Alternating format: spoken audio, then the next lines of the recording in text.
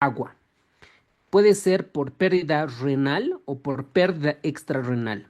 La causa más frecuente es por pérdida extrarrenal. Extrarrenal, ¿ok? Entonces, esta pérdida extrarrenal puede ser por muchas otras causas. Por Recording stopped. ejemplo, puede ser por fiebre, una persona que está entrando en sepsis, fiebre, una persona que está en ejercicio, mucha calor, quemaduras y ventilación mecánica, son pérdidas insensibles. Entonces eso se la tiene que cuantificar cuánto de agua se perdió. Otras son las diarreas osmóticas, las diarreas virales, incluso las bacterianas.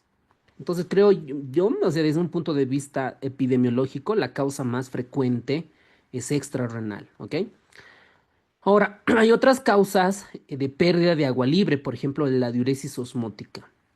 Ustedes saben, la diuresis osmótica se genera en los pacientes con cetoacidosis diabética, en pacientes que reciben urea, sobre todo manitol y en la cirugía post-obstructivas, la causa frecuente.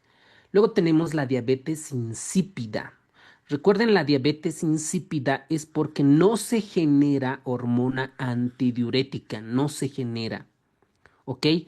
Una es de origen central porque el sistema nervioso central no la sintetiza, u otra es porque el riñón es resistente a la ADH. Entonces, cuando es central es porque hay una lesión hipotalámica hipoficiaria, ya sea por hidrocefalia u otras cuestiones, o nefrogénica que pueden ser dos. Y esto es pregunta de examen. La genética es mutaciones B2, muy raras veces preguntado, ¿no? Alteraciones genéticas de los receptores de la coporina 2 o coporina 1. Esto es lo más frecuente, la adquirida, sobre todo por litio. Esto han preguntado en Brasil, en los exámenes de la residencia de Brasil, en México.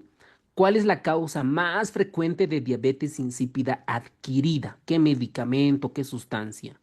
Está la hipercalcemia, la hipocalemia y dentro de los fármacos, esto anótense doctores, el litio. El litio es una causa frecuente de diabetes nefrogénica de origen adquirida. También está la ciclofosfamida, los antivirales y otros. ¿Ok? Bueno, eso como importante. Otras configuraciones, otras causas que Recording in progress. generan hipernatremia es la disminución de la sed o accesos a limitado al agua. ¿En quién sucede, por ejemplo, la alteración de la sed? Sobre todo en los adultos mayores. En los adultos mayores hay un deterioro de las neuronas que puede generar alteración de la conciencia. La otra es la hipodipsia adípsica, que es un trastorno neuropsiquiátrico por una afectación de ciertos hormoreceptores incluso. Luego es el exceso, la administración excesiva de sodio, por ejemplo, puede estar asociado a soluciones hipertónicas o bicarbonato hipertónico. Y situaciones especiales como por ejemplo la diabetes insípida gestacional. La diabetes insípida gestacional es porque hay una hormona que destruye la ADH. Esto nótense otra vez igual en su resumen, complementen. La diabetes gestacional, el mecanismo fisiopatológico es porque hay una enzima que destruye. ¿Cuál es el nombre de esa enzima? La vasopresinasa. La vasopresinasa es la que destruye la ADH y esto genera poliuria y genera hipernatremia. Por eso es que esta responden a los medicamentos para la diabetes insípida. ¿Ok? Entonces recordemos que cualquier trastorno del sodio casi siempre van a repercutir en el sistema nervioso central, casi siempre. Recuerden el mecanismo fisiopatológico. Este mecanismo Recording stopped. fisiopatológico va a ser, por ejemplo, tenemos las neuronas normalmente, ¿no es cierto? Normalmente allí, en un estado isoosmolar, isoosmolar. Cuando la persona pierde agua, el sodio va a hacer que aumente la osmolaridad, aumenta la osmolaridad.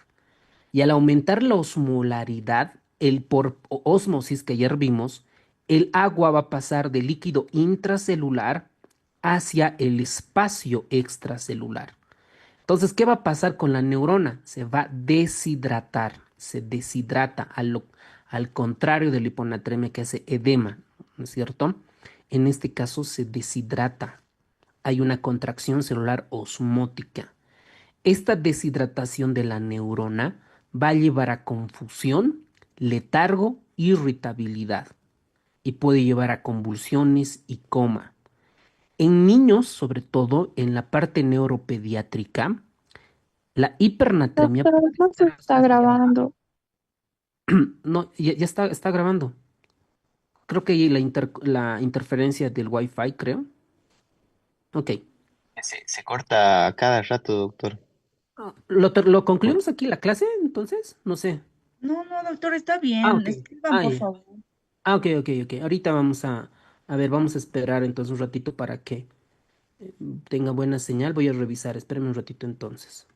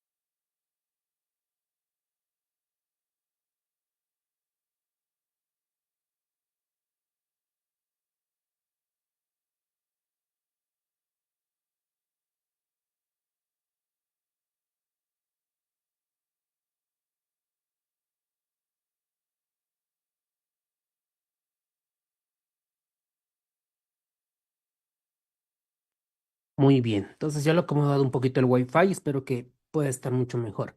Bueno, entonces los otros diagnósticos son la rhabdomiólisis, los en neonatos, los lactantes, el riesgo de hemorragias y la adaptación crónica. Bueno, ahora dentro de la clasificación, la Recording in progress. se puede clasificar en agudas y en crónicas. La aguda es igual que la hiponatremia, menos de 48 horas y la crónica más de 48 horas. ¿Cuál es lo más frecuente? Siempre la crónica entre estas dos. Ahora, dependiendo de la severidad del cuadro puede ser leve, puede ser moderada y puede ser severa. Recuerden estos puntos de corte, 146 a 150 y moderada de 151 a 159 y la severa es más de 160. Bueno, el paciente no llega diciendo que tengo hipernatremia, ¿no? Sobre todo viene con clínica neurológica, entonces el paciente refiere que tiene mucha sed. Y esto es un poco difícil abordar, sobre todo en los abuelitos, en las personas adultos mayores. En algunos casos pueden tener antecedente de poliuria o pérdidas digestivas. Lo mismo, igual, en la parte pediátrica y en la parte geriátrica se debe tener cuidado para valorar este tipo de pacientes. Miren, este esquema bonito, lo que dice Harrison. Primero ve cómo está el volumen extracelular. Si está incrementado, el paciente está eubolémico, ¿ok? O está con hipervolemia, aquí la causa no va a ser una hipernatremia verdadera, va a ser una administración excesiva de sodio. ¿En qué casos? Por ejemplo, con bicarbonato de sodio. En un paciente que esté en acidosis metabólica y nos pasamos de las dosis, pueden generar eh, hipernatremias, ¿ok? Entonces, un paciente que tiene hipernatremia, está aumentada el sodio, casi siempre el paciente va a estar deshidratado clínicamente. Entonces, el volumen de orina va a estar concentrada al máximo. Nosotros vemos la bolsa colectora y va a estar hiperconcentrado. Y si está así, entonces hay pérdidas insensibles al agua, ya sea por vía gastrointestinal, ya sea renal o extrarrenal. Ahora, si no está concentrada el agua, nosotros medimos la osmolaridad de la orina. Y el punto de corte, esto anótese en su resumen, por favor, doctores, es menos de 750 miliosmol día. Si esto es positivo, hay una diuresis osmótica o el paciente está usando diurético y eso le está causando hipernatremia. Si no está baja, hay una respuesta, tenemos que valorar la respuesta a la desmopresina. La desmopresina es un medicamento que nos va a ayudar a ver la osmolaridad dentro de la orina. Si esta aumenta la osmolaridad, es una diabetes insípida central, porque recuerden que la desmopresina hace la misma función de la hormona antidiurética, ¿no? La misma. En nuestro medio tenemos la intranasal, en nuestro medio, acá en Bolivia. Em, Ahora, si nosotros damos desmopresina, ¿no? Analicen desmopresina y no responde, ¿ok? Entonces es resistente al riñón. Entonces ahí denominamos que es una diabetes insípida nefrogénica. Entonces, a modo de retroalimentar, ¿cuál es la causa de diabetes insípida de origen nefrogénico o resistente a la ADH? ¿Cuál es la causa más frecuente? ¿Cuál habíamos comentado? El litio, doctor. Excelente, ¿no es cierto? Entonces, dentro de estos medicamentos, el litio es el más frecuente. Recording stopped. Bueno, ahora, llega el paciente con clínica neurológica, ¿no? Viene con clínica neurológica. Lo primero que nosotros es, primero, lo de siempre, ¿no? Signos vitales, le tomamos una glucemia capilar, vemos, ¿no? Si tiene déficit focal por está realizando un evento vasculocerebral, realizamos una tomografía y dentro del laboratorio, por supuesto, vamos a pedir los electrolitos. Y estos electrolitos va a ser, Recording in progress. principalmente vamos a enfocarnos en el sodio, ¿no? Porque hay clínica neurológica. Entonces, una vez que nosotros valoramos, vamos a ver la osmolaridad plasmática y urinaria. Miren este dato. Cuando hay una respuesta normal, va a hacer que aumente la arginina vasopresina, la ADH. Y esto va a hacer que la orina se concentre. Esto es lo normal. Y esto va a hacer que tengamos una osmolaridad más de 800 miliosmol kilogramos en una orina menos de 500 ml al día.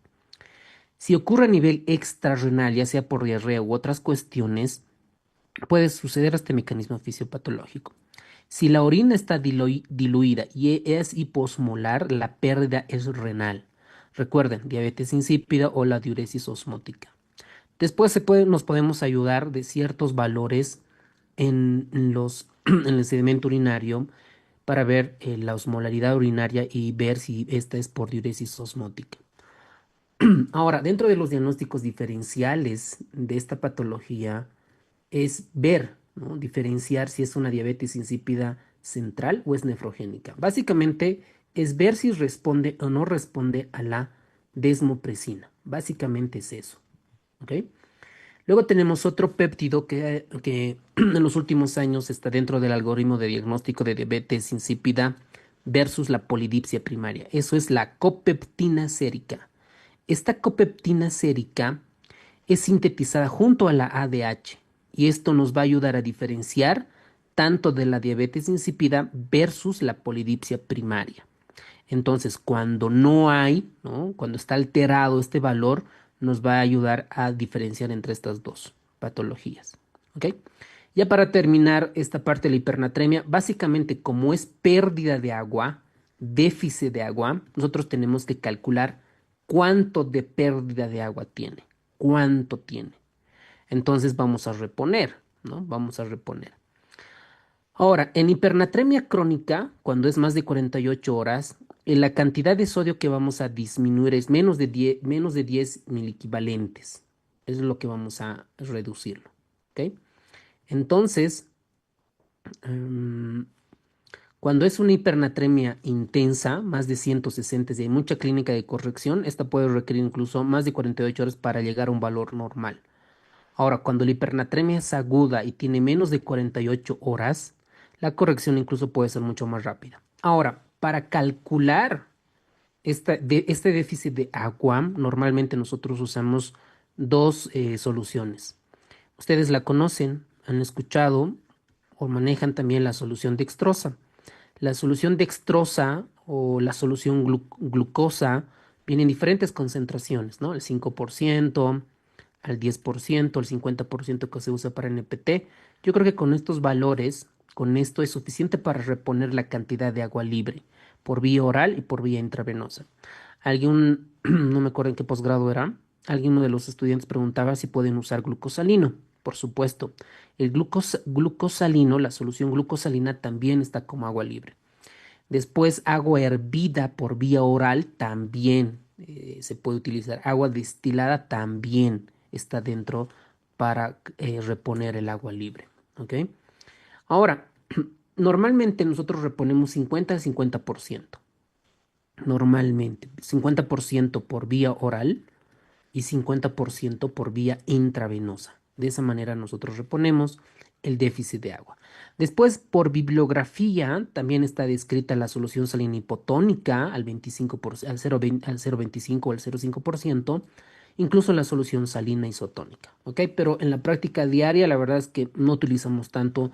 En la práctica utilizamos la glucosa al 5% o glucosalina. ¿Ok? Entonces vamos a hacer un ejercicio. Entonces todos agarren su calculadora, los que deseen, y vamos a ver, ¿ok? Esta es la fórmula, el déficit de agua. Esto anótense. Esto en todos los que van a hacer medicina interna, urgencias, terapia intensiva, cardio, neumo, todos los clínicos, eh, sugiero que ya sea en su tableta o en un cuadernito, anótense todas las fórmulas. Les va a ayudar, van a ganar tiempo, van a estar por encima de sus otros coeres. Entonces, esta es la fórmula para el déficit de agua.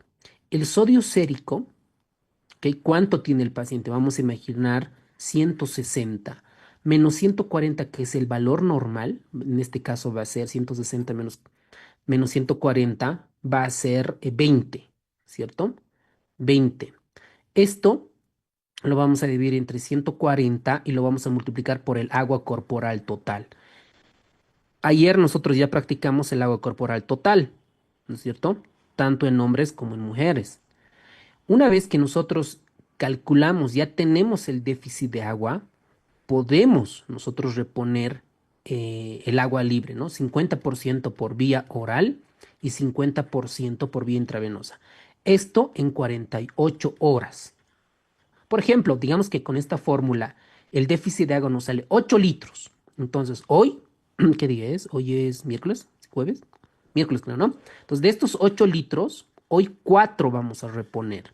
De estos 4, 2 litros vamos a dar por vía oral y 2 litros por vía intravenosa. ¿Ok? Eso para reponer. Miren, el libro de Harrison nos dan algunas técnicas, miran, para el tratamiento de la hipernatremia.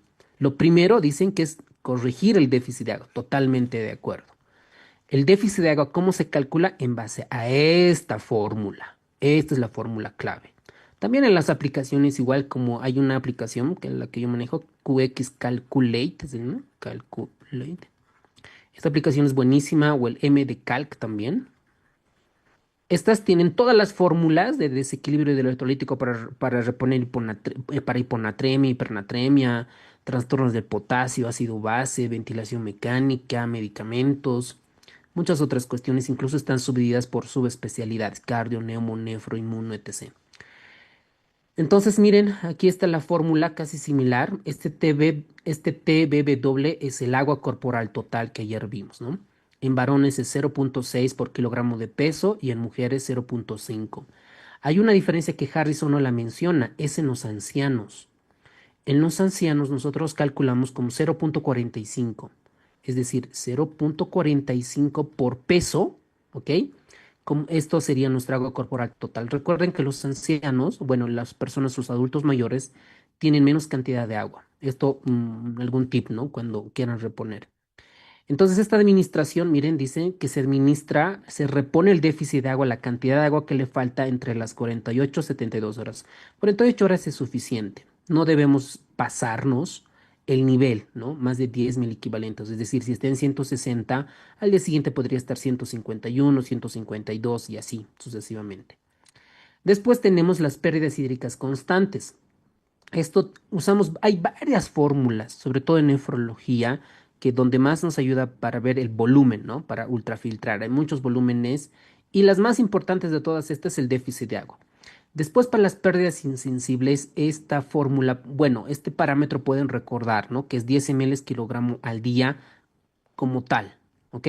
Si una persona pesa 70 kilogramos, entonces multipliquen 10 por 70, es la pérdida insensible en 24 horas. En un paciente, si el sujeto está ventilando y mayor, si tiene fiebre, esto se debe de aumentar estos valores. No quisiera darles más valores si un paciente está en ventilación mecánica, un paciente está con fiebre, un paciente está con TEP, etcétera, porque a estas pérdidas insensibles en diferentes libros va a variar de manera no tan importante, ¿ok? Después de todos estos se repone la cantidad de déficit de agua. Entonces acá, alguien no sé qué cosa no ha activado, a ver, ok. Vamos a ver este caso, está bien sencillo. Miren, recuerden, es femenina. Entonces el agua corporal total, vamos a ver por 0.5. Si fuera masculino, el agua corporal total sería 0.6 por peso, ¿no? Que es 60 kilogramos igual 30. Entonces, 30 es el agua corporal total en este caso. Entonces, miren, ¿cuánto de sodio tiene? 165 de sodio tiene. Acá, esto está mal. Este ejemplo lo han hecho con 160. Vamos a imaginar que esto es 160, ¿ok? Para que nos salga. Miren, 160 menos 140 dividido entre 140 por 30. Entonces les va a salir 4.2 litros. Este 4.2 litros, el 50% se repone en las primeras 24 horas y el otro 50% en las siguientes 24 horas. En sujetos ventilados esto se multiplica. 10, que es el valor que habíamos visto, miren, este 10. Miren, 10 por 60 por su peso de tal. 600 más se debe de añadir. Entonces, 4.200 más 600, 4.800 en 48 horas que tenemos que reponer. ¿Ok? Por ejemplo, este caso vamos a reponer con la solución dextrosa al 5% o la solución glucosa al 5%. Ahora, para este azúcar, a ver, para los pacientes que no tienen diabetes, no es necesario añadir insulina cristalina. Miren, para los pacientes que no tienen diabetes mellitus tipo 2, que no tienen. Para los pacientes que sí tienen diabetes y hay un disturbio en las glucosas, entonces sí es necesario añadir glucosa para catabolizar, para destruir este azúcar, porque solo necesitamos agua, ¿ok?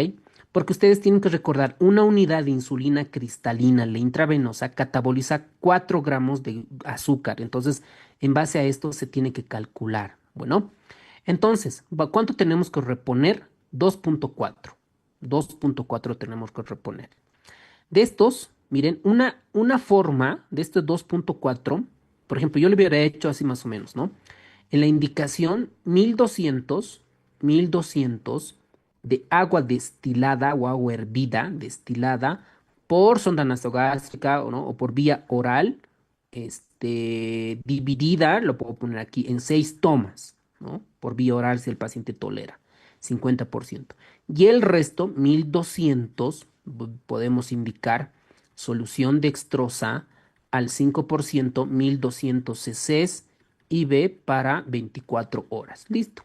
Con esto yo estoy reponiendo el déficit de agua. Mientras, por ejemplo, en este caso, los 2400 están reponiendo por vía intravenosa, porque asumimos que este paciente no está tolerando la vía oral. Ok, si no tolera, está con residuo gástrico más de 200, más de 250, dependiendo qué guía lean, entonces no tolera, entonces está bien dar por vía intravenosa. Ok. Otro caso clínico. Miren, 72 años. Antecedente de hipertensión EPOC, vive solo.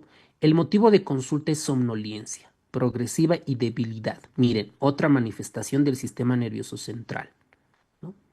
Manifestación del sistema nervioso central.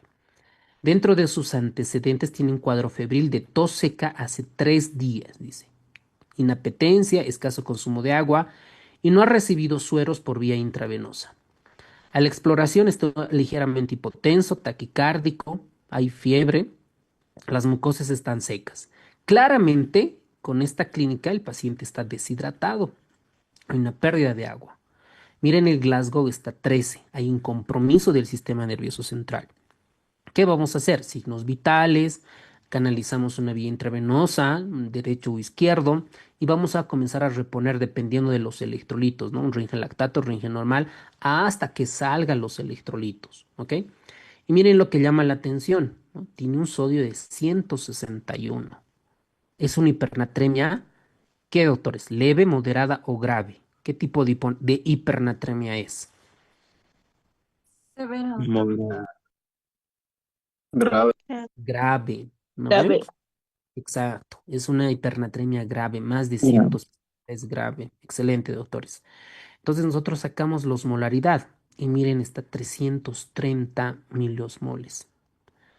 Entonces, y además le pedimos electrolitos en orina y sacamos la osmolaridad urinaria. Y ustedes miren, está en 850, está muy alta. Y tiene un volumen de 400, porque está deshidratado, no está orinando bien, no tiene buena diuresis.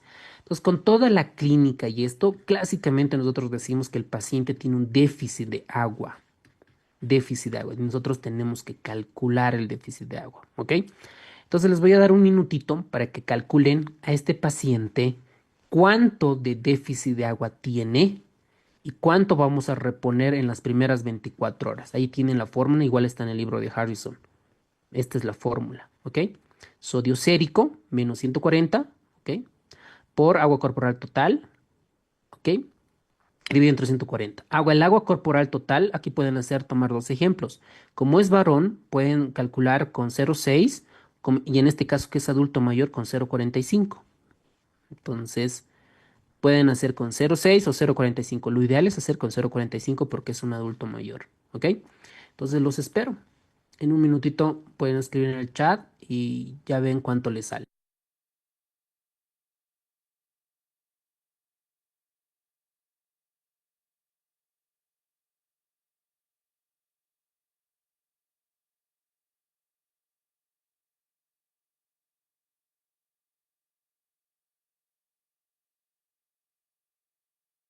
Doctor, ¿nos puede demostrar el peso del paciente, por favor? 71 será.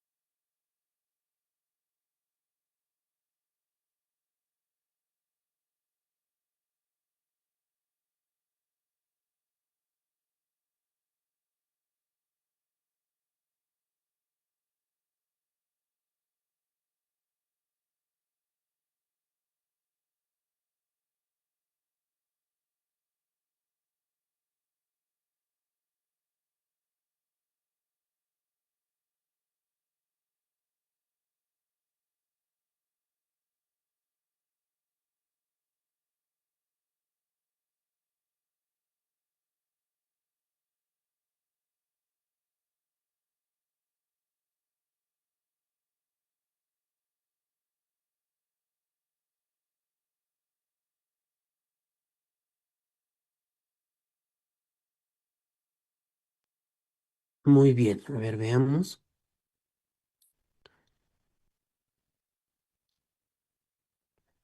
A ver, ¿cuánto les han salido? A ver, veamos, a ver aquí cómo veo el chat acá. A El ver, peso, doctor, ¿cuánto era? el peso era... A ver, calculemos con 70 kilogramos. Con 70 calculemos.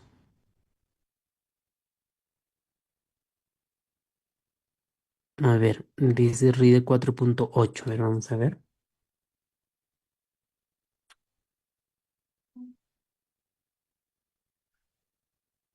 Bueno, entonces vamos a ver. Lo primero que hacemos es corroborar la hipernatremia y evidentemente está 161. Vamos a ver con este, ¿no? 161 de la cantidad de sodio. Entonces es una hipernatremia grave, tenemos que corregir. Y el paciente tiene contracción del líquido extracelular, que eso se manifiesta por la clínica, y una osmolaridad elevada. Y entonces aquí tenemos que calcular el déficit de agua libre, además de las pérdidas insensibles y la ingesta reducida.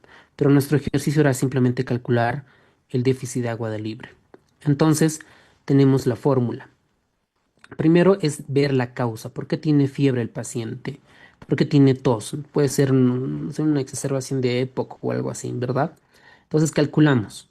Paso 1, 0.5. Miren, este caso con 0.5 han calculado. Y en ancianos 0.45 lo que les comentaba. Está con un peso de 70 kilogramos.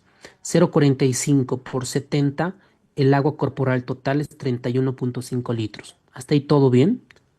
Ok, ¿verdad? Entonces, el sodio actual, ¿cuánto es? 161 menos sodio deseado, vamos a poner 145. Esto entre 140, aquí vamos a tener el agua corporal total, que eso va a ser 31.5 litros. ¿Cuánto le sale, doctores, con esto? Al 0.45 con 70 de peso.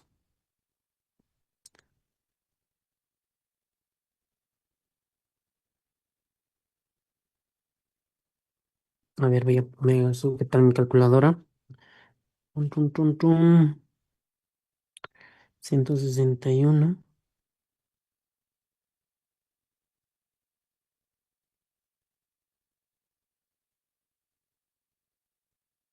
Ok, ¿cuánto les ha salido?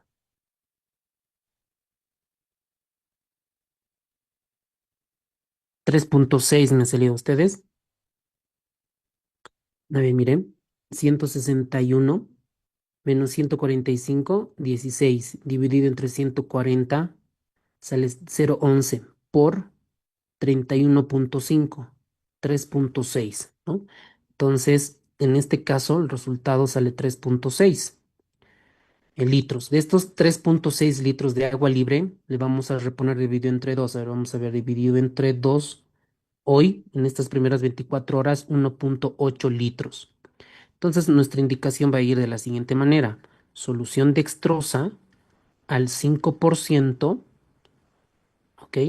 Al 5%, de este 1.8, el 50% le vamos a dar intravenoso. A ver, esto sería 1.8 dividido entre 2, 0.9, ¿no? 1000 ml, nos vamos a pelear por 100 ml. Vamos a poner 1000 ml. 1000 ml para 24 horas. Y el otro, vamos a poner agua destilada o también solución dextrosa, también, sí se puede. Solución dextrosa 5% por vía oral o por sonda nasogástrica. Como es 1000 ml, podemos dar 200 ml cada, serían 5 tomas, ¿no? Estos 200 ml en 5 tomas podemos indicar. Listo, con eso reponemos la cantidad de déficit de sodio. ¿Ok? Muy bien, doctores. A ver, veamos en este ejemplo qué es lo que hicieron. El paciente sí puede tragar agua por vía oral o sonda nasogástrica y le han indicado, miren, solución glucosalina glucosada al 5%. 1.5, 1.8 en las primeras 24 horas. ¿Está bien? ¿Nosotros cuánto habíamos indicado? 1000, ¿no? 1000 ml. Está 1.5 ajustado al sodio seriado y si hay hipotensión se puede iniciar solución 0,45%. Esto sobre todo para pacientes con ligera hipotensión se utiliza la solución salina al 0,45% y luego se monitoriza, se pide laboratorios cada 4 horas para monitorizar el sodio y que no tengamos riesgo de trastornos en la corrección. Bueno. Muy bien, doctores, con eso hemos terminado de hipernatremias. 15 segundos para cada respuesta, por favor. Vamos.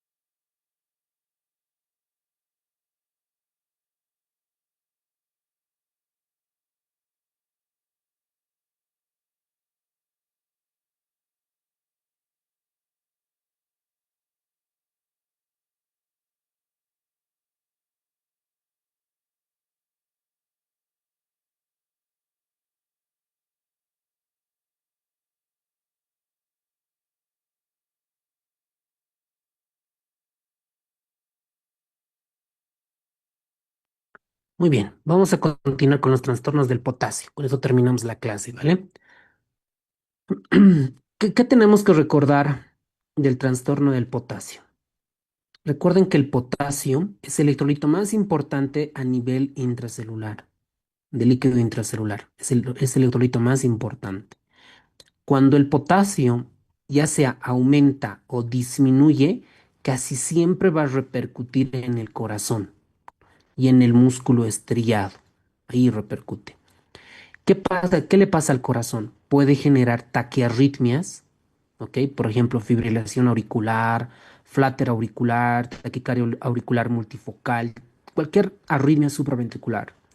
También puede ocasionar arritmias ventriculares, TB, fibrilación ventricular, puede llegar hasta la asistolia. Entonces, por ejemplo, en un paciente que esté descompensado, haga una FA, flutter, ¿no? Puede llegar este paciente a tener insuficiencia cardíaca, puede tener un infarto agudo de miocardio. Por eso el potasio es bien importante, doctores, para monitorizar. Por ejemplo, si vas a ser anestesiólogo, sabes que tienes que valorar el potasio, ¿ok? Por ejemplo, hoy día me he disociado así terrible de una paciente bueno, una cirujana había operado hace 3 semanas un apéndice y le dio de alta el cirujano, bueno, la cirujana, y la paciente regresa diciendo que todavía le duele el abdomen.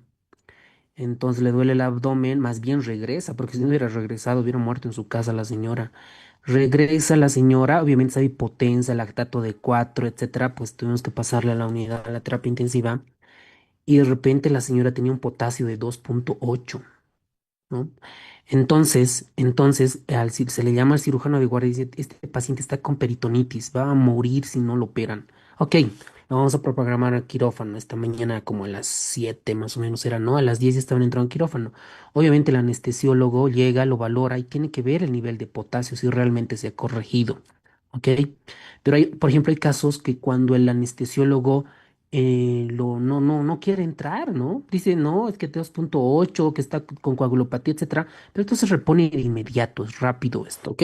Aquí quiero llegar que el potasio te puede matar pacientes, ¿no? O sea, nos puede llevar a problemas legales si nosotros no lo diagnosticamos y no corregimos bien.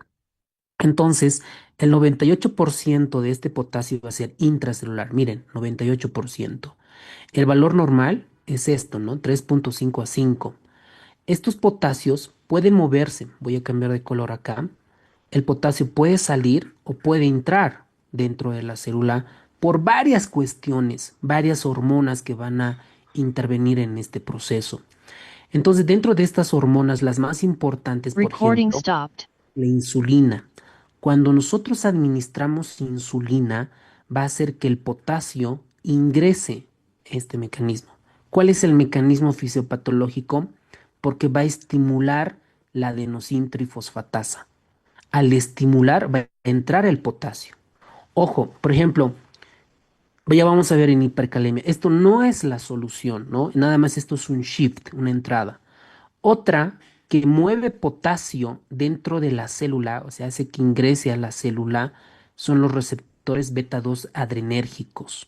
Insulina, beta 2. Entonces, todo fármaco que actúa a este nivel, por ejemplo, el salbutamol, la terbutalina, ¿ok?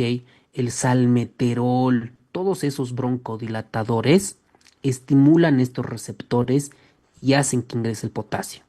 Otro es por ejemplo, para que salga, vamos a poner acá de color verde, para que el potasio salga de la célula, por ejemplo, es en un medio acidótico. Por eso la acidosis casi siempre se asocia con hipercalemia, casi siempre. ¿Por qué?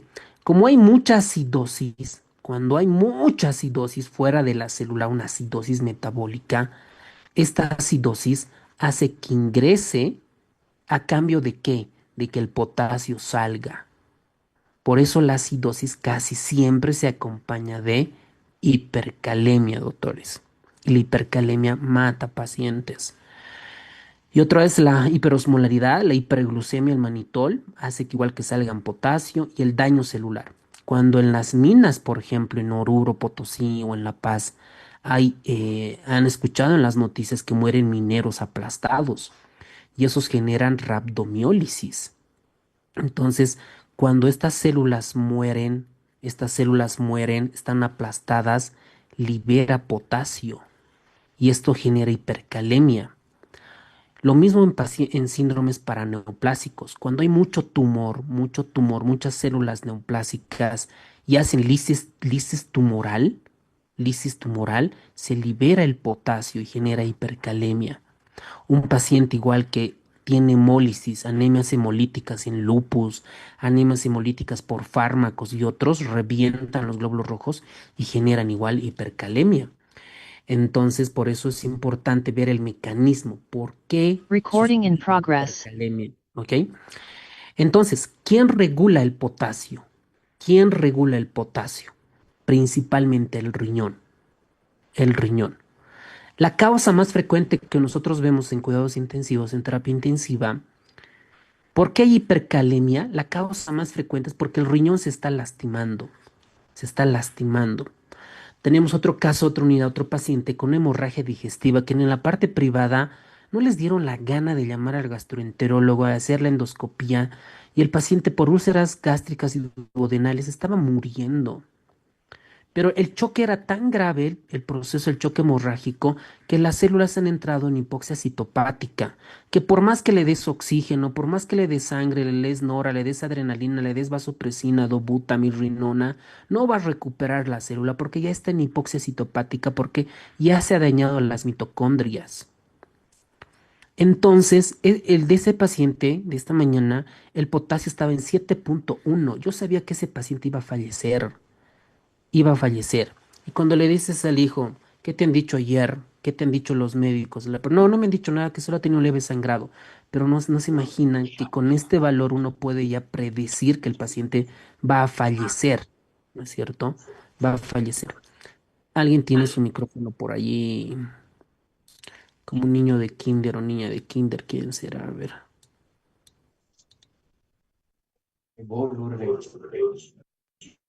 Vania, te vamos a sacar de la clase.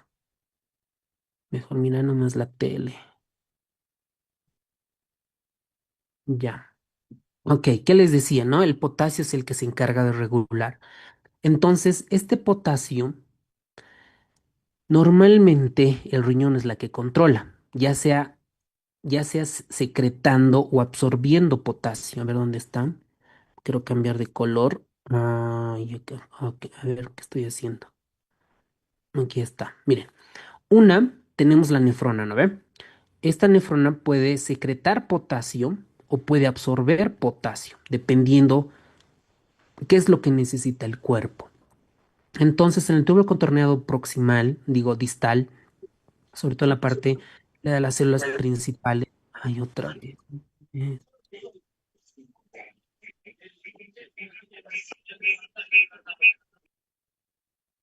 Listo. Chao, Vania. Ya. Entonces, les comentaba que dentro de estas neuronas, digo neuronas, células del túbulo contorneado distal, hay unas células importantes que ayer habíamos visto, las células principales y las células intercalares. Acá vamos a enfocarnos en la célula principal. Esta célula principal hace que ingrese sodio en la luz negativa y esto favorece la excreción de potasio. Por eso cuando un paciente usa diuréticos, bloquea estos canales y llega mucho sodio, ingresa el sodio pero a cambio de eliminar mucho potasio. Favorece la excreción de potasio. ¿Ok? Ahora, la aldosterona es una gran hormona que controla el potasio. La aldosterona. Ustedes saben que la aldosterona es sintetizada por las glándulas suprarrenales en la zona cortical, en la zona glomerular específicamente. Cuando llega al riñón, lo que hace es eliminar potasio. Eliminar potasio. Las células intercalares, sobre todo las alfas, lo que hacen es reabsorber potasio cuando un paciente tiene hipocalemia. Entonces, nos pueden preguntar en el examen ¿Cuál es la hormona principal que se encarga de regular el potasio? La respuesta será la aldosterona. La aldosterona se encarga de regular el potasio. ¿Ok? Muy bien. ¿A qué quiero llegar todo esto? Que cuando un paciente, a ver, vamos a tratar de borrar esta pizarra para que se vea esta presentación, sobre todo para los yecas y aras. Muy bien, ahora sí. Por ejemplo, está muy relacionado acá el sistema de renina-angiotensina-aldosterona, ¿no ve? La aldosterona, habíamos comentado que es una hormona la que regula los niveles de potasio. Ahora, ¿qué pasa si el paciente por alguna razón está tomando enalapril, ¿no? Por su hipertensión arterial? Está medicado con losartán. Losartán. Lo que va a hacer es que no se forme la aldosterona. La aldosterona, ¿qué hace, doctores? ¿Absorbe o elimina potasio? ¿Qué hace? Elimina potasio. Eso, muy bien, doctor. Elimina potasio, ¿no ve? Elimina potasio. Si una persona consume enalapril o sartán, a nivel plasmático, ¿el potasio aumenta o disminuye? Disminuye. No, no, no, pues si no hay, si está tomando Aumenta. enalapril, si está Ah, tomando enalapril o sartán, Aumenta. exacto, voy a bloquear, ya no va a haber función de la aldosterona, ¿ok? Eso, muy bien, el niñito está aprendiendo medicina. Para el niño, cuando una persona toma enalapril, toma losartán, candesartán y otros yecas o aras, ya no hay la función de la aldosterona. No hay aldosterona. Por ende, el riesgo es de que se acumule potasio. Por eso ustedes cuando han estudiado antihipertensivos, un efecto adverso del enalapril o sartán es en pacientes tener cuidado en lesión renal aguda. Y alguien preguntaba en la clase y decía, doctor, ¿con cuánto de tasa de filtrado glomerular no voy a dar ya enalapril o sartán? Ah, la respuesta les decía, ¿no? Que si tiene una tasa de filtración glomerular por seca de EPI u otras fórmulas y tiene menos de 30 de filtrado glomerular, ya no le des enalapril o sartán, eso lo dicen las guías. ¿Por qué no le vamos a dar? Porque tenemos el riesgo que haga hipercalemia.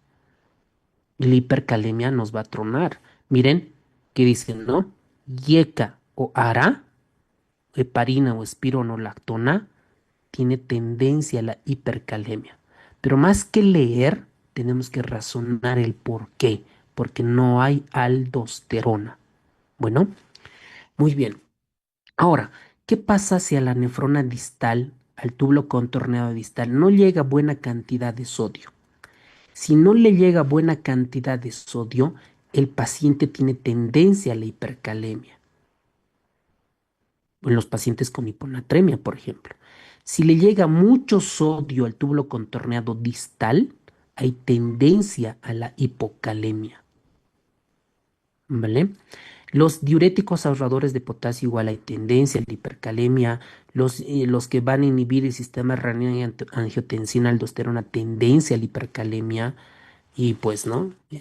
Debemos de antagonizar todas estas funciones. ¿Ok? Muy bien, vamos a entrar entonces a la hipocalemia. ¿Qué tenemos que ver? La hipocalemia es menos de 3.5 miliequivalentes litro. Casi siempre van a encontrar estos trastornos, ya sea en cirugía, medicina interna, cualquier, o en gineco u otra, siempre les van a ver, van a ver este tipo de pacientes. Miren, 20% en pacientes hospitalizados. ¿Se acuerdan que en neuro, bueno, en sodio, no tenía mucha mortalidad? Pero miren acá, un paciente que tiene hipocalemia tiene 10 veces más de riesgo de fallecer. 10 veces más. ¿Por qué? Porque afecta al corazón, le generan arritmias, genera hipertensión, genera falla cardíaca, genera complicaciones neuromusculares. Ahora, ¿por qué hay hipocalemia? ¿No? ¿Por qué hay hipocalemia? ¿Por qué disminuye el potasio? Primero, puede ser por la redistribución celular, por la entrada de potasio. ¿Por qué puede entrar por qué disminuye a nivel plasmático el potasio y se ingresa a la célula? por muchas cuestiones. Uno es por la insulina, por los beta 2 agonistas, la alcalosis, el hipertiroidismo, la concentración o aumento de T3, T4, la parálisis periódica tirotóxica y la intoxicación por cafeína y teofilina generan hipocalemia. ¿Ok? Entonces, cuidado con la insulina, los beta 2 agonistas, la alcalosis, el hipertiroidismo, que disminuye el nivel de potasio. Otras son las pérdidas extrarrenales. Ya esto ya es un poquito más extrahospitalario, ¿no? Esto es extrahospitalario porque el paciente dice, doctor, tengo diarrea, ¿no? Entonces tienes que vigilar el potasio.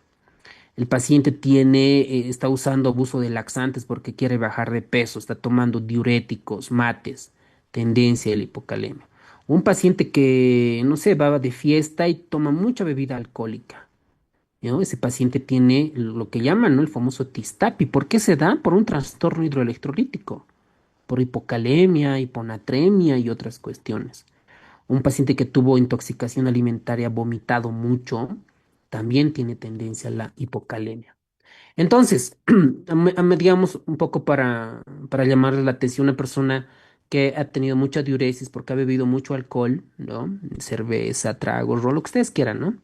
Entonces tiene mucha diuresis, ha eliminado mucho potasio, mucho electrolito, mucho magnesio. Entonces ustedes ahí, ¿no? Mandarina, la naranja, piña, no sé, cualquier alimento o en la farmacia vienen sus sales de rehidratación. Eso mejora la fuerza muscular, disminuye la cefalea y toda la sensación del chaki que llamamos, ¿verdad? Por todo este trastorno de desequilibrio electrolítico, ácido base y todo lo demás. ¿Ok? Muy bien. Entonces, dentro de los otros datos, es importante recalcar Recording algunas stopped. cosas, ¿no? Cuando es por pérdida renal, aquí va la cosa. Esto ya es más de médicos, de ciencia. Miren, ¿quién pierde más potasio? Los diuréticos. ¿Cuáles? Los diuréticos de ACE y las tiacidas. Clásicas preguntas. ¿Qué tipo de fármacos mayormente generan hipocalemia? Los diuréticos de tipo ACE y tiacidas. ¿Qué antibióticos? Las penicilinas. Tal vez nunca se han imaginado.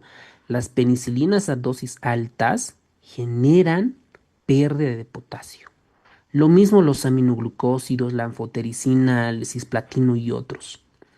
Ahora, como yo sé que la aldosterona hace que elimine potasio, y la hiperfunción de la aldosterona genera hipocalemia.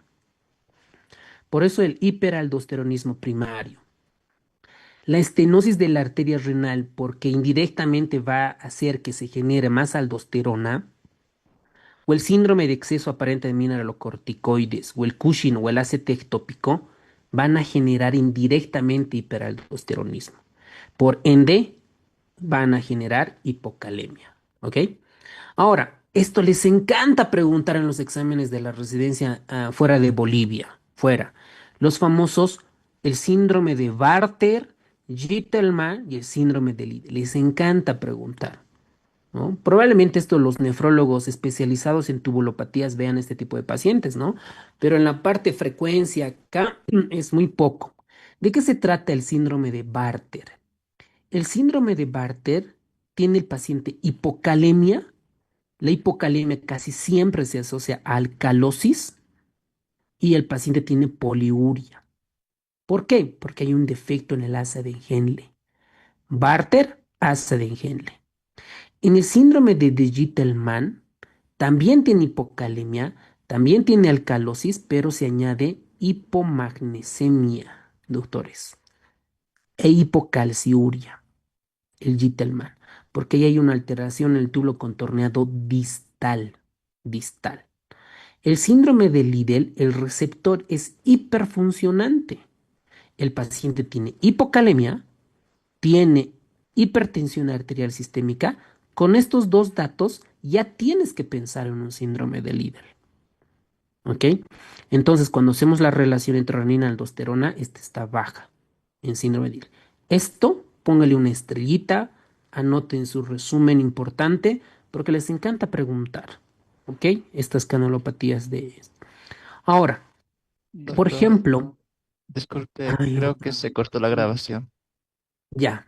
Ya, ok, yo voy a ver, porque no sé qué está pasando, Chan. Ay, no sé dónde me he quedado. A ver dónde está, voy a revisar. Ya, ok. Recording in progress. Bueno, ahora dentro de las causas de hipocalemia. Las causas de la hipocalemia, a ver, vamos a ver desde el punto de vista práctico, cómo lo vamos a clasificar. A nivel extra hospital o adquirir en la comunidad, vamos a llamar, así algo fácil para que puedan comprender, y otra a nivel hospitalario, un paciente hospitalizado, hospitalario. Ok. A nivel extra comunidad, yo creo que la causa más frecuente es la diarrea. Y después el chaki, no sé cómo llamarlo, resaca, ¿no? Frecuente llegan ahí, ¿no? A los hospitales cuando ya las resacas. ¿Qué más? El uso de diuréticos. Yo creo que estas son las causas más frecuentes de hipocalemia a nivel extra, ¿no? En la comunidad que llega al hospital. A nivel hospitalario, cuando ya esté internado, yo creo que el uso de diuréticos. El uso de diuréticos es la Doctor causa más... Gastón, disculpe que le interrumpe. ¿Y los vómitos no podían también ser clasificados como no adquiridos en el hospital? Porque hay personas que vomitan bastante Sí, y no precisamente que estén en el hospital. sí, sí, sí. Sí, es una hipótesis, claro, por supuesto, doctor. Totalmente de acuerdo con usted. Los vómitos también pueden generarnos hipocalemia, ¿no? Con alcalosis metabólica, porque pierde también ácido clorhídrico. Excelente, doctor, gran aporte. Sí, por supuesto, totalmente de acuerdo. Muchas gracias, más bien. Bueno, esto de manera así como razonando, ¿no? A ver, veamos qué dice el libro de Harrison. A ver, vamos a qué clasificación le dan. Menor consumo, ok, está bien, ¿no? La arcilla y el yeso está bien. Por redistribución, dice. Esto es lo que hemos visto como el mecanismo, ¿no? El mecanismo. ¿Por qué hay hipocalemia? Uno es por la redistribución. Recuerden que la hipocalemia casi siempre está asociado a alcalosis metabólica.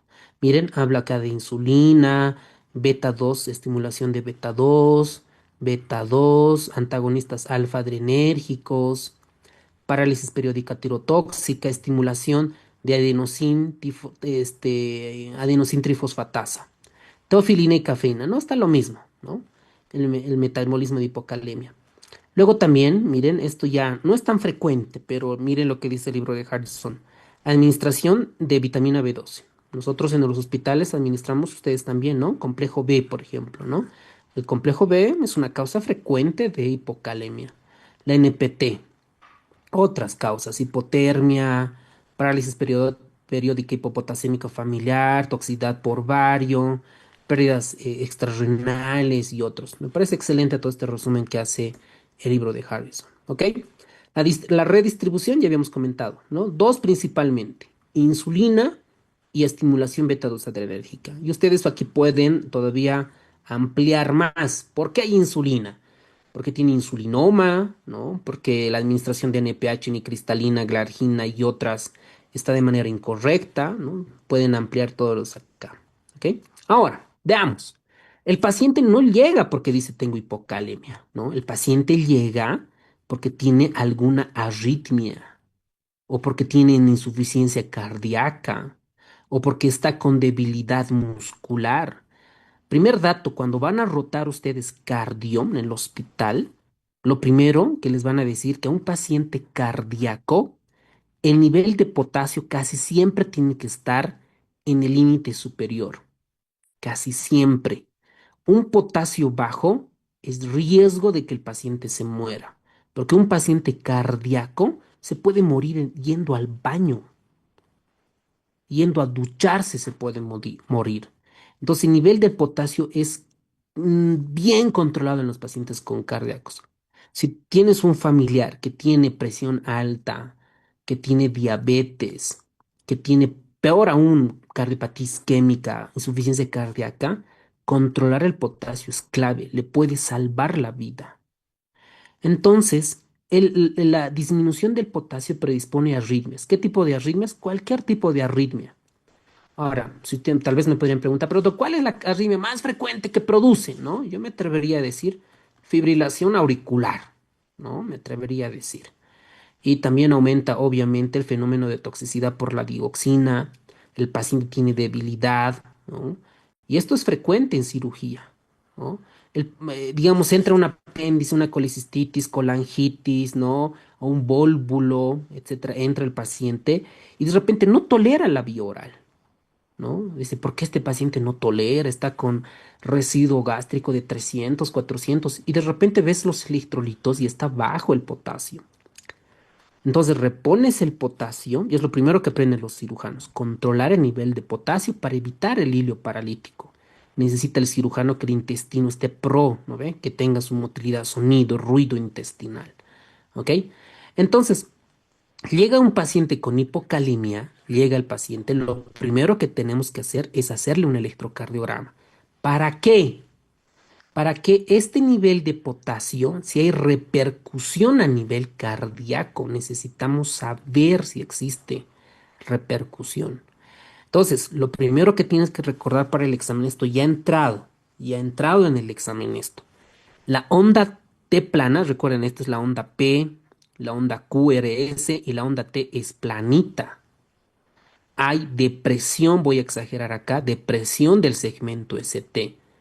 Recuerden, cuando hemos visto infarto o síndrome coronario agudo sin elevación del segmento ST, un diagnóstico diferencial es la hipocalemia.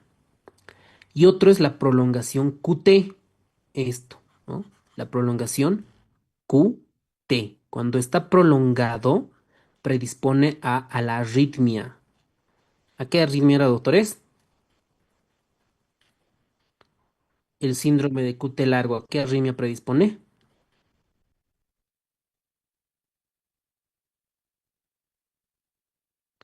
Una Como taquicardia ventricular polimórfica, doctor. exacto, ¿no? Al torsada en puntas, torsan points. A eso predispone. Entonces, cuidado con el potasio.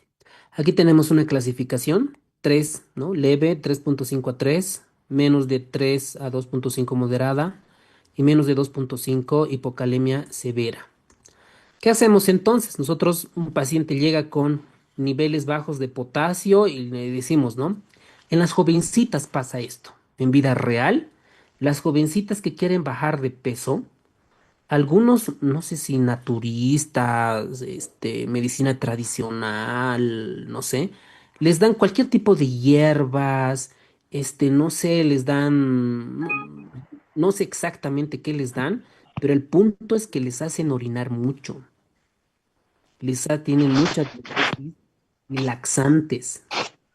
Entonces, eso hace que el paciente pierda muchos niveles de potasio. David Flores, ¿puedes un cachito apagar tu micrófono? Hay un sonido ahí que estás. Ay, no te-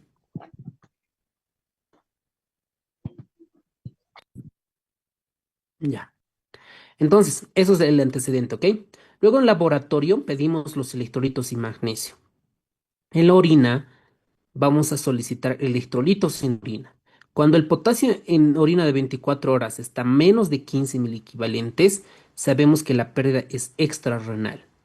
¿Y cuál aquí? Lo más frecuente en la vida diaria en los casos son el uso de laxantes. Frecuente es esto.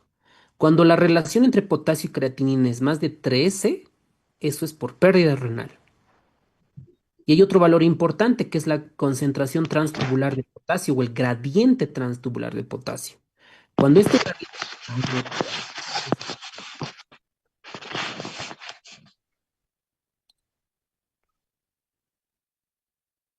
ya está fuera.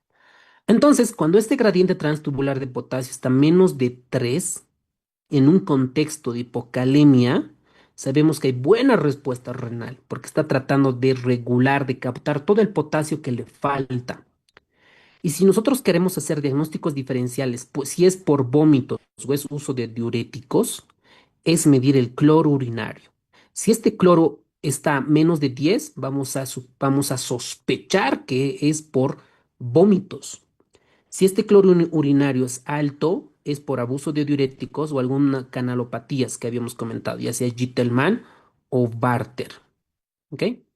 Luego tenemos para sospechar hiperaldosteronismo. Recuerden que la aldosterona se encarga de eliminar el potasio. Cuando nosotros vemos la actividad plasmática de renina versus la aldosterona plasmática, esto nos hace sospechar que pudiera ser hiperaldosteronismo. ¿Ok? Y esta fórmula, ¿no? Grande que tiene el libro de Harrison. Aquí vas a destacar la concentración, el gradiente transtubular de potasio. Sufi con eso. Cuando este gradiente transtubular de potasio está más de 4, sabes que hay una secreción distal de potasio. Si cuando está este gradiente menos de 2, hay un aumento de flujo tubular que es sinónimo indirecto de diuresis osmótica, cetoacidosis, por ejemplo. Entonces, aquí va el punto. Cuando nosotros sospechamos este gradiente transtubular de potasio está más de 4, vemos cómo está la presión arterial, blood pressure, ¿no? Que dice BP, o el volumen. Si este está alto, pudiera tratarse que está aumentada la aldosterona. Y vemos con la renina, etcétera, y vemos que pudiera tratarse, por ejemplo, de una estenosis de la arteria renal o un tumor secretor de renina. Si este está baja, medimos el cortisol. Si el cortisol está alto, es un síndrome de Cushing. Y si el cortisol está normal, pues un síndrome de Liddle, intoxicación por regaliz, por ejemplo, o un síndrome de exceso aparente de mineralocorticoides. Ahora veamos si el paciente tiene una presión arterial normal. Vemos cómo está el ácido, la gasometría arterial. Si está en alcalosis metabólica, medimos el cloro. Si está más de 20, hacemos una relación entre calcio y creatinina en orina. Y si esta está más de 0,20, es el uso excesivo de diuréticos o un síndrome de Bartter. Si está menos de 0,15, es uso de diuréticos tiacídicos o el síndrome de Gitelman por toda la fisiopatología que les he comentado. Si realmente quieren hacer preguntas así difíciles, directos para aplazar, este cuadrito estudien. Si ustedes dominan el potasio y dominan este cuadrito de toda la parte de nefrología, a cualquier internista lo vas a tumbar. A cualquier intensivista, emergenciólogo, peor si es emergenciólogo, lo vas a tumbar fácil. ¿Ok? Al que domina esto es el nefrólogo. ¿Ok? El nefrólogo. Entonces, si quieres volverte un crack, este cuadrito es la clave para interpretar todas estas patologías. Muy bien. El gradiente transtubular de potasio, normalmente usamos esta fórmula, ¿no? Que es el potasio en orina por los moles, los osmolitos en suero, en plasma. Bueno, en suero en realidad, el potasio en suero y los moles en orina. Gracias a estos gradientes vamos a utilizar, ¿no? Más de 4 y menos de 2 para ver todas estas patologías que habíamos visto. Súper bonito esto. Muy bien. Entonces, ¿cómo vamos a reponer? Dependiendo si tolera la vía oral. De modo práctico, ¿qué les puedo comentar? El potasio, doctores, cuando está, digamos, 2,5, ¿no ve? Quiero reponer potasio.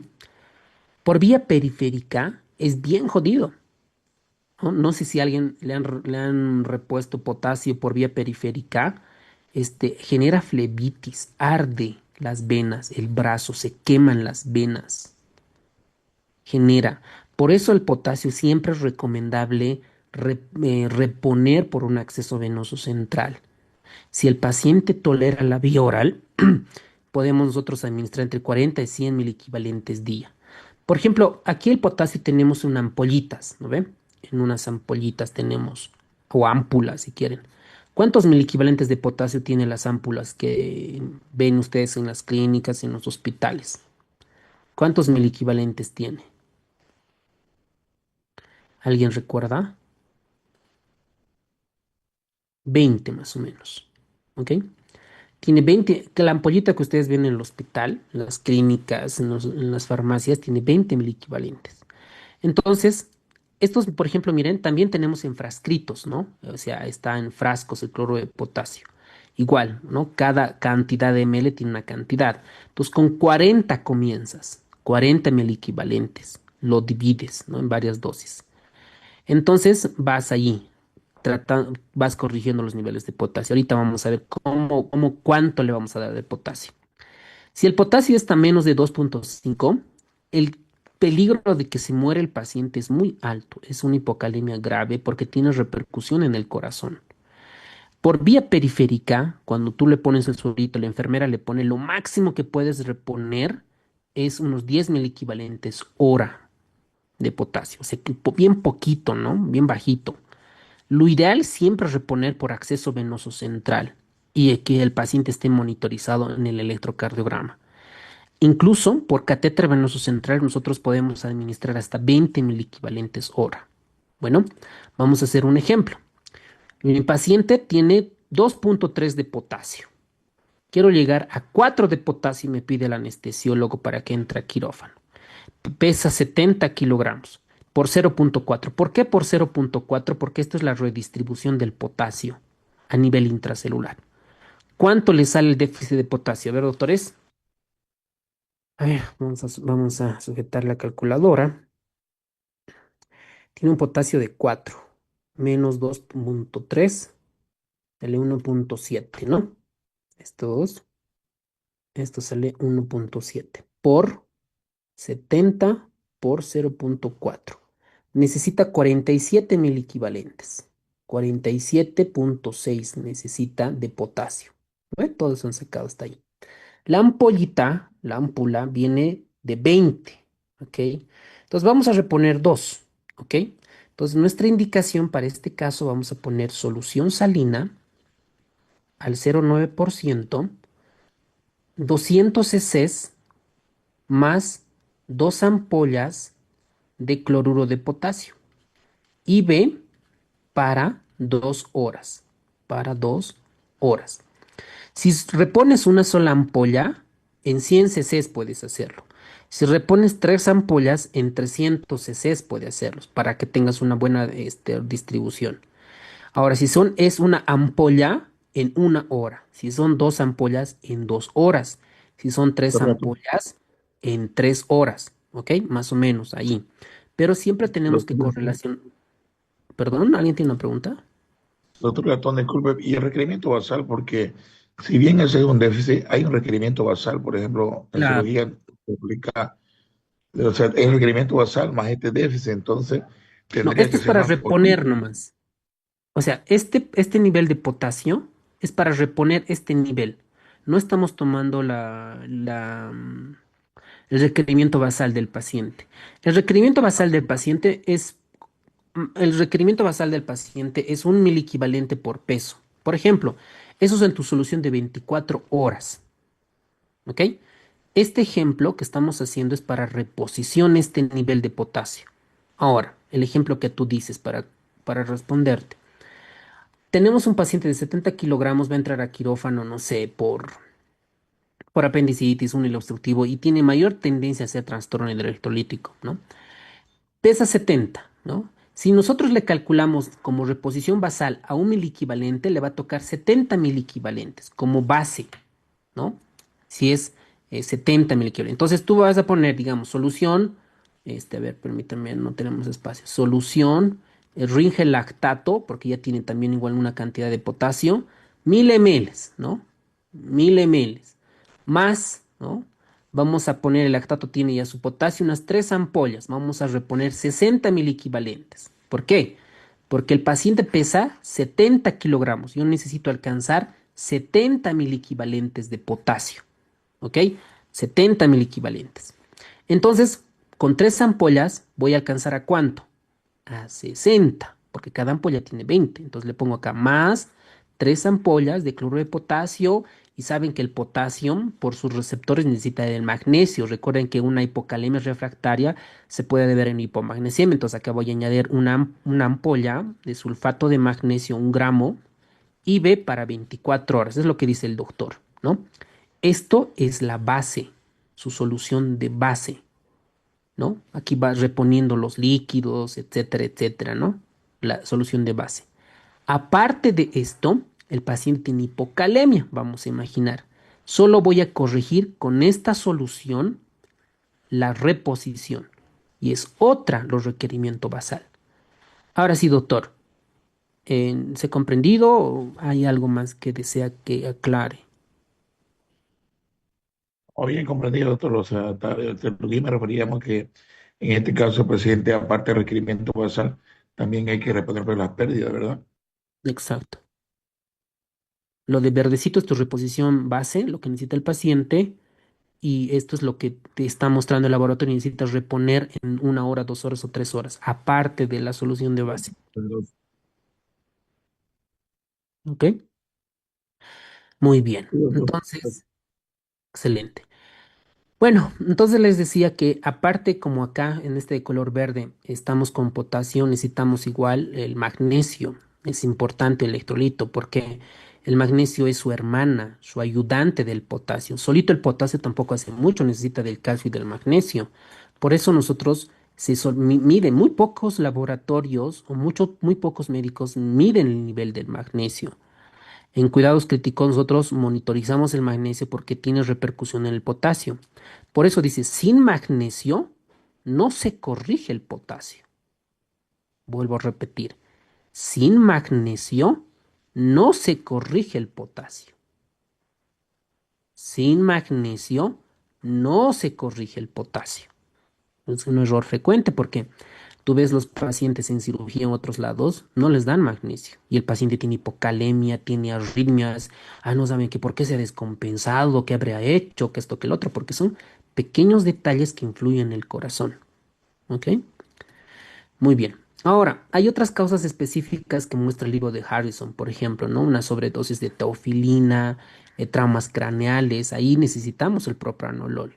Vómitos crónicos, síndrome de Liddle, ahí el tratamiento es amiloride tremtereno, o el síndrome de intoxicaciones por regaliz, hiperaldosteronismo, Bader-Gitelman. Entonces, para cada uno de estos ya es un tema de nefrología netamente, ¿ok? Entonces, miren este tip. Esto háganle una captura, un screen, ¿no? Cáptenle una imagen y complementense en resumen. Por cada 0.3 equivalentes de potasio que disminuye a nivel sérico, esto que tú ves en el laboratorio, hay un déficit de potasio de 100 equivalentes. De 100 equivalentes. Ahora, un paciente que tiene hipocalemia, tiene alcalosis, esto correlaciona, ¿no ve? Habíamos comentado que la hipocalemia casi siempre se acompaña de alcalosis. Y el paciente tiene hipertensión, lo primero que tienes que sospechar es hiperaldosteronismo y síndrome de Liddle. Lo primero. Si el paciente tiene hipocalemia, tiene alcalosis, tiene hipomagnesemia y tiene hipocalciuria, síndrome de Gitelman. Si el paciente tiene hipocalemia, alcalosis, poliuria, hipercalciuria, síndrome de Bartter o canalopatía de Bartter. Y si es sin hipocalemia crónica, recuerden que es un paciente de nefropatía terminal. Y recuerden, no olvidar el magnesio. Sin él, nunca corriges el nivel de potasio. ¿Ok? Entonces, ¿qué soluciones tienen potasio? Dos, Ringel normal y Ringel lactato. Las dos únicos cristaloides que tienen potasio. Bueno, potasio, ¿ok? Y calcio. Esos dos. Sufi pone esto. ¿Ok? Entonces aquí tenemos el ejemplo. Miren, este paciente tiene 2.6 de potasio. ¿A cuánto queremos llegar? A 4. Menos 2.6 por 4 por la distribución y por su peso. ¿Cuánto necesita? 33 equivalentes. Entonces una ampolla y media. Una ampolla y media de cloruro de potasio. Habíamos comentado que cada ampolla tiene 20 equivalentes de potasio. A ver, veamos al final cómo han calculado. 500 ml más una ampolla, ¿no? Una ampolla solo tiene 20, no alcanza, ¿no? Aquí podríamos corregir una ampolla y media, ¿no? Una ampolla, ¿no? Viene mls, de una vez dos ampollas y corriges, ¿no? Si el paciente tiene buena diuresis, le das nomás dos ampollas, no pasa nada. Pero si el paciente no tiene buena diuresis, este potasio se puede acumular. Entonces, nada más, cuando quieres reponer el potasio, siempre fíjate el nivel de creatinina y la diuresis para ver cómo vas a reponer los niveles de potasio. ¿Ok?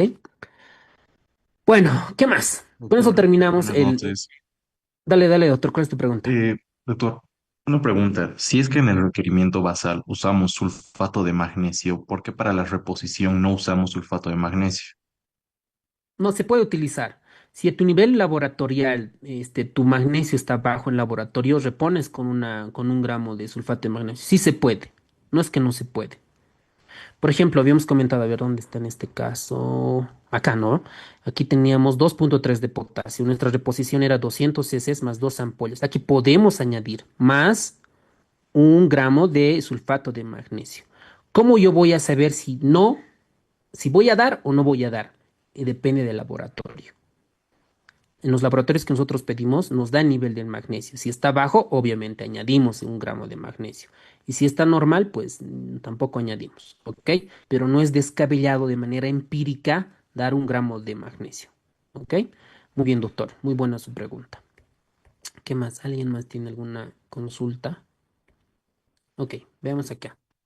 Este es un paciente de 78 años de edad, es hipertenso, toma hidroclorotiazida y enalapril. Miren, enalapril, recuerden, tendencia a hipercalemia.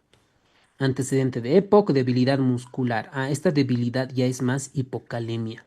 Progresiva, calambres, miren, ¿no? El famoso Tistapi. Calambres, miren, episodio de palpitaciones. Cuando el paciente tiene palpitaciones, recuerden que puede tener arritmia cardíaca. Puede tener, ¿no? Una FA, por ejemplo, ¿no? ¿Cuál es la definición de fibrilación auricular, ¿no? Ausencia de ondas PES con RR irregular. Listo. Con eso yo puedo identificar un electrocardiograma en un paciente con FA si está con respuesta baja, normal o alta. Miren, 102 de taquicardia, pero no me dice si es sinusal. ¿Qué más? Débil, fasciculaciones en extremidades y edemas. Miren, no, sin edemas dicen. Está bien, ok. Perfecto. Laboratorio, 2.4 de potasio. Y aquí está, miren, nos dan magnesio. Entonces, a este paciente que tiene 2.4, tu reposición tiene que estar acompañada con magnesio. Muchos laboratorios o muchos médicos no solicitan electrolitos con magnesio. Es importante para ver estas cosas, ¿ok? Miren, la osmolaridad sérica está normal. La gasometría correlaciona, ¿no? Tiene 2.4 y correlaciona con alcalosis metabólica. ¿Qué tenemos que hacer acá? Un electrocardiograma para ver si hay repercusión, ¿ok? Porque si encuentras una FA, lo manejas como FA. Si está hipotenso, está chocado, lo cardioviertes, ¿no? Si está con respuesta alta, tiene buena presión, ya le darás amiodarona, lo vas a beta bloquear, ¿no? Y vas a corregir el potasio, etcétera. Por eso es importante el electro. Y aparte la repercusión que tiene, lo que vas a encontrar ondas T aplanadas, ondas U, QT prolongado, ¿no? Recuerden, miren, todo correlaciona. Si hay hipocalemia, puede haber hipomagnesemia. Y si hay hipomagnesemia, puede tener el paciente QT prolongado. Y el QT prolongado me predispone a taquicardia ventricular polimorfa. ¿No ve? Qué bonito. ¿No ve? Todo tiene su correlación acá. Es alucinante esto. Muy bien, entonces, ¿cómo hacemos? Confirmamos el nivel de potasio, 3.5. Vemos en el electrocardiograma si hay riesgo de arritmias. Vemos las causas posibles, diarrea, vómitos. El uso de tiazida, recuerden, es una causa frecuente pérdida renal de potasio. La alcalosis metabólica refuerza la pérdida renal de potasio. Y la excreción urinaria de potasio, si se mide, si es alta, puede ser una hipopotasemia grave, secundaria al uso de diuréticos tiazídicos o una hipomagnesemia asociada. ¡Wow! ¡Qué alucinante caso, doctores! ¡Qué bonito! Porque miren, acá la causa de la hipocalemia no es la diarrea, es esto, es la hidroclorotiazida. Y el paciente, como no se alimenta bien, no consume verduras, no consume y está magnesio bajo. Recuerden, si el magnesio está bajo, no se corrige el potasio. Entonces, este caso clínico está alucinante porque tiene hipomagnesemia, tiene hipocalemia, y la hipocalemia grave de este caso es por el uso de diuréticos tiacídicos asociadas a una hipomagnesemia asociada. Si no corregimos la hipomagnesemia, no se va a corregir los niveles de potasio, lo que decía el doctor. ¿Ok? Muy bien. Entonces, ¿qué le han dado? ¿No? Suspenden la hidroclorotiazida, se monitoriza en la unidad coronaria, ¿ok? Y de repente se solita los electrolitos y se va reponiendo el potasio junto con magnesio, ¿ok? Muy bien. Listo. Muy bien, doctores. 15 segundos por cada pregunta, por favor.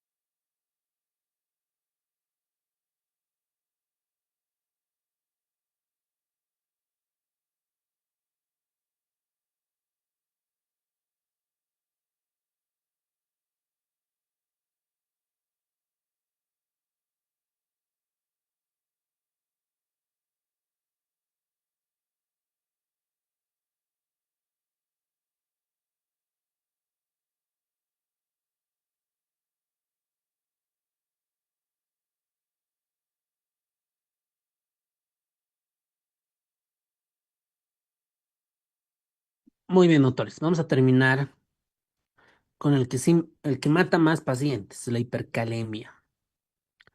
La hipercalemia es definida con un potasio sérico más de 5.5 y grave es un caso más de 6 miliequivalentes, ¿no? Hay un riesgo de arritmia y fallece el paciente.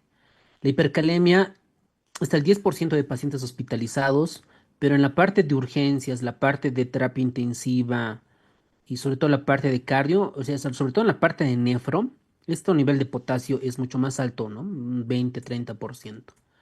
Ahora, ¿por qué sucede la hipercalemia? Sucede por un fenómeno de redistribución, ¿no? Puede ser que la célula pueda sacar, ¿no? Expulsar el potasio. ¿Por qué? Por ejemplo, en un paciente con acidosis, muchos hidrogeniones. Entonces, estos hidrogeniones tienen que entrar a la célula y por ende sale el potasio. Entonces, la acidosis metabólica, los fármacos, los betabloqueantes, ¿cuáles? Por ejemplo, el carvedilol, el atenolol, el propranolol, estos medicamentos hacen que tengan la tendencia de poder salir potasio. La digoxina, lo mismo. La digoxina, ustedes saben que es un digitálico que favorece la hipercalemia. Lo mismo la rhabdomiólisis cuando se aplastan los pacientes, etc. Ahora, lo que pasa es que el riñón, cuando hay mucho potasio, el riñón es bien inteligente y elimina el potasio, ¿no? Elimina a través de la diuresis.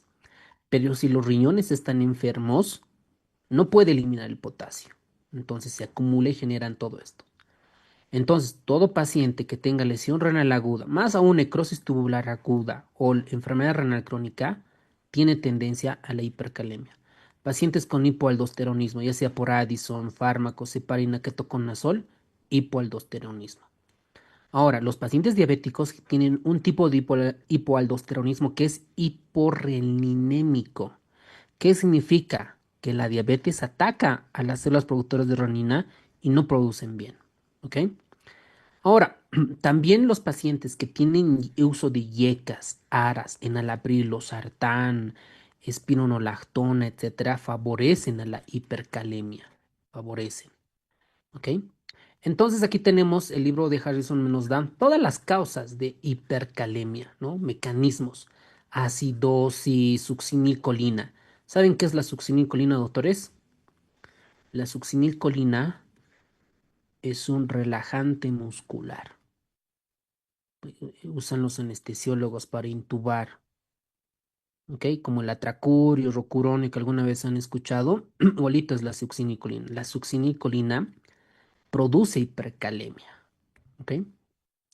Ahora, recuerden que cuando el paciente tiene hipercalemia, repercute en el corazón. ¿Qué vamos a tener? Miren, cuando está a un nivel del potasio 5, podemos tener ondas T, picudas. Se puede ampliar el QRS. Hay pérdida de las ondas P y puede llegar a un patrón sinusal o una fibrilación ventricular. El paciente muere. Entonces, ¿qué tienen que recordar para el examen? Si está a un nivel de potasio entre 5.5 y 6.5, hay ondas T picudas. Voy a dibujar onda P, Q, R, S, T. Miren, la T, onda T, picuda. Listo. 6.5 a 7.5 hay desaparición de la onda P. Miren, QRS, QRS, QRS, ya no hay onda P. En cuando ya está de 7 a 8, el QRS ancho, así, ¿no? Como si fuera una fibrilación, una taquicardia ventricular, QRS ancho. Cuando el nivel de potasio está más de 8, el paciente entra en asistolia, paro cardíaco. Puede simular un síndrome de Brugada. Esto a nivel del corazón.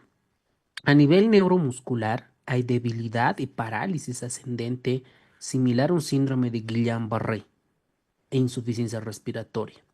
A nivel renal y metabólico disminuye el amonio y genera acidosis metabólica. Recuerden, la hipercalemia casi siempre se asocia a acidosis metabólica. Entonces llega un paciente, primero debo de corroborar el nivel del potasio. Pido cómo está la función renal, ¿no? Cómo está la creatinina, cómo está la diuresis y veo el gradiente transtubular de potasio. Si este está un más de 7, 8 en hipercalemia, hay una respuesta renal que es adecuada. ¿Ok? Listo, lo mismo pasa acá con estos valores. Estos valores de hipercalemia tienen que concentrarse en el gradiente transtubular de potasio. Si este gradiente transtubular de potasio está más de 8, significa hay menor flujo tubular, puede ser en enfermedad renal crónica o disminución del volumen extracelular. Cuando este está menos de 5 y tiene una tasa de filtrado glomerular más de 20, hacemos la estimulación de la fludrocortisona. Si este gradiente transtubular está menos de 8, hay resistencia tubular. ¿Qué significa eso?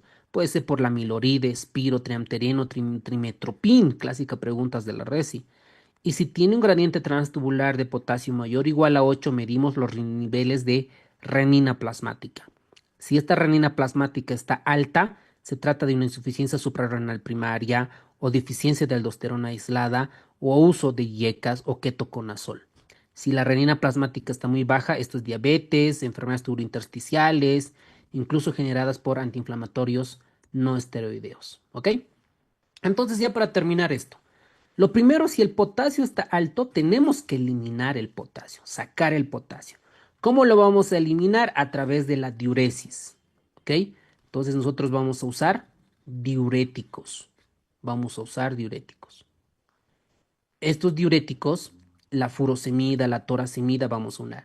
Ahora, si el paciente no tiene diuresis, no puede orinar, vamos a tener que hacer hemodiálisis, terapia de sustitución renal. ¿Ok? Eso es básicamente. Ahora, por ejemplo, acá vamos a usar, por ejemplo, cuando tenemos niveles altos de potasio, podemos introducir a nivel celular. Ahí tenemos la famosa solución polarizante. Esto les va a salvar. ¿Cómo se prepara la solución polarizante? Básicamente es con insulina. ¿Ok?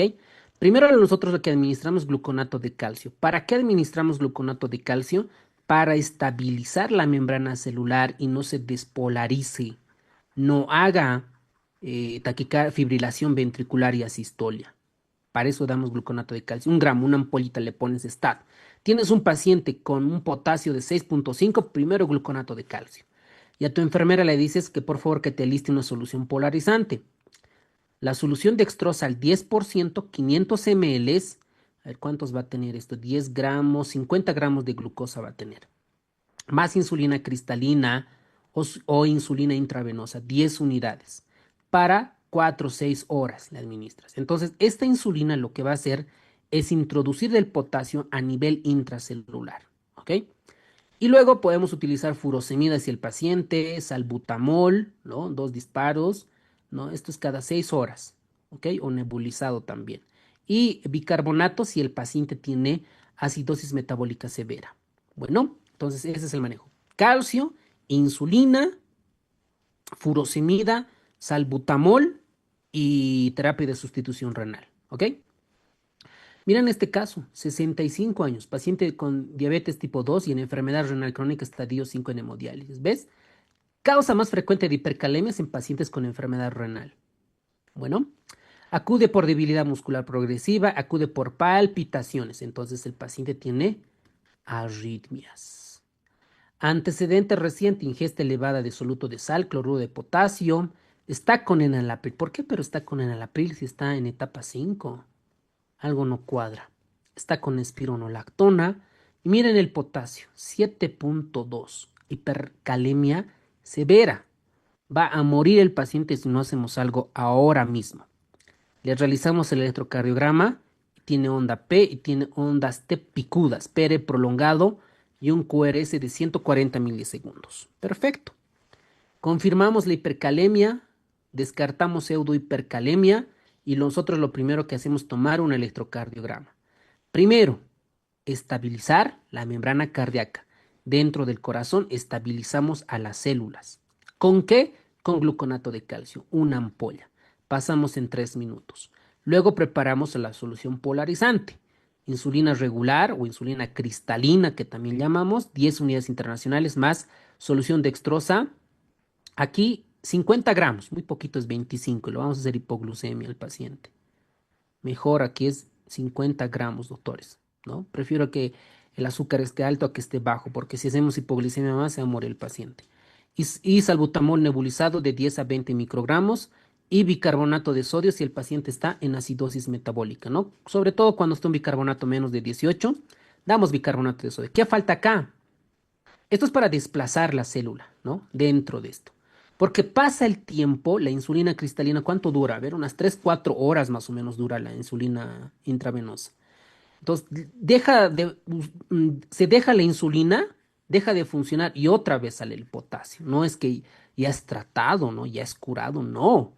Necesitas eliminar ese potasio ya sea con diuréticos o con hemodiálisis. Por eso nosotros para eliminar el potasio damos diuréticos, damos resinas como el patiromel, el circonio, que son captadores de potasios. ¿Ok? Muy bien, doctores, con esto hemos terminado la clase. Nos vemos en la próxima clase con los siguientes temas de medicina interna. Recuerden revisar el cronograma. Y con esto hemos terminado la clase de doctores, ¿ok? Hasta en otra oportunidad y muchas gracias por estar en la clase.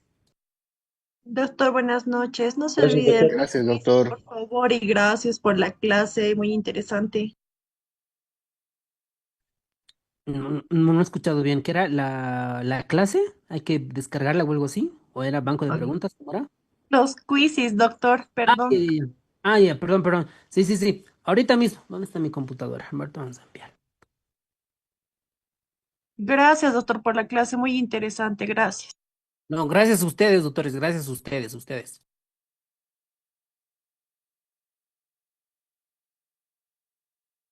Doctor, ¿será que puede subir todos los quiz por Telegram o subirlo nuevamente al grupo? Ok, ok, ok. Claro que sí, doctor. Gracias, muy amable. Doctor, disculpe, ¿ya hay Telegram?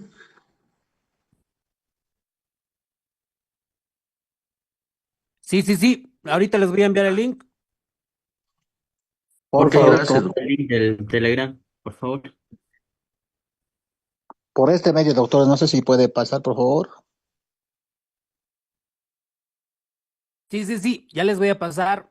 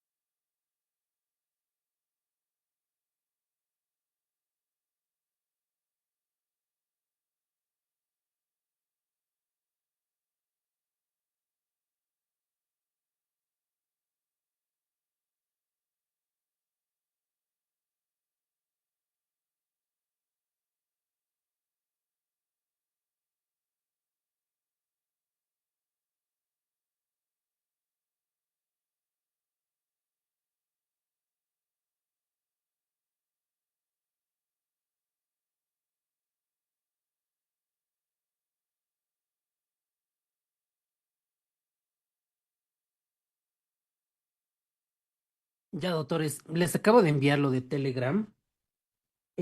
Ustedes descargan la aplicación de Telegram o en su computadora y en el buscador le ponen ese link o simplemente hacen link en ese que dice TM, ¿no ves? Se llama Agente. Es un grupo de Telegram que está soportada con inteligencia artificial. Entonces, ¿cómo van a iniciar? Le haces usuario y contraseña es tú mismo lo que estás utilizando en la plataforma. ¿Ok? El usuario y contraseña, ¿no? Para que el grupo te pueda habilitar. Una vez que ingreses al grupo de Telegram, ahí te le puedes pedir, por ejemplo, quiero un caso clínico de hipercalemia, ¿no? O quiero un resumen de hipercalemia, o quiero el manejo de hipercalemia, y va a ir respondiendo. Ahorita les voy a enviar el paciente virtual, a ver, no sé dónde lo he puesto, a ver, ahorita voy a enviarles.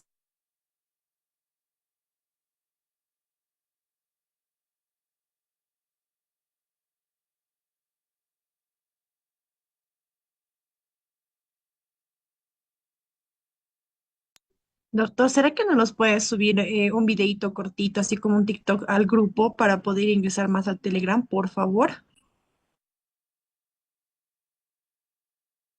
Ok. Me voy a acordar ya, me voy a acordar, esto era hace como 2 meses. A ver, ahorita les estoy enviando el del paciente virtual. Esto no es grupal, es como personal. ¿Cómo ingresas? Igual, con el mismo usuario y contraseña. A ver, van a hacer la prueba. A ver, voy a hacer un video. ¿Dónde está el paciente virtual? Y hay otro, el tutor personal. A ver, ¿dónde está? Agente tutor virtual bot. Este es. El tutor virtual, el tutor virtual, este agente lo que hace es, de todo lo que estás haciendo en la plataforma, los casos clínicos, modo evaluación, banco de preguntas, modo evaluación, toma el ranking y te dice qué es lo que, se supone que de cada tema habría que dar todos los simulacros y casos clínicos en modo examen, no modo estudio. Entonces, el tutor personal lo que hace es retroalimentarse. Va viendo cómo te está yendo ¿cómo se dice? En los simulacros en la plataforma. Entonces, más o menos ya por noviembre y diciembre te va a dar, bueno, desde ya te puede dar, qué temas estás fallando, qué conceptos estás fallando, pero la base de datos que va a tomar es del simulacro que tú vas a dar en la plataforma. En la plataforma ya estamos casi el 80% en cuanto al contenido del banco de preguntas. Solo nos faltan los casos clínicos secuenciales, porque hay casos clínicos normales y a los casos clínicos secuenciales dentro de la biblioteca de SEAM y otros casos clínicos que son generados por IA. A ver, ¿qué me falta enviarles? Paciente virtual, ya está, la agente tutor, ya está, la agente grupal, ya está. ¿Qué más me falta? Son 4 agentes.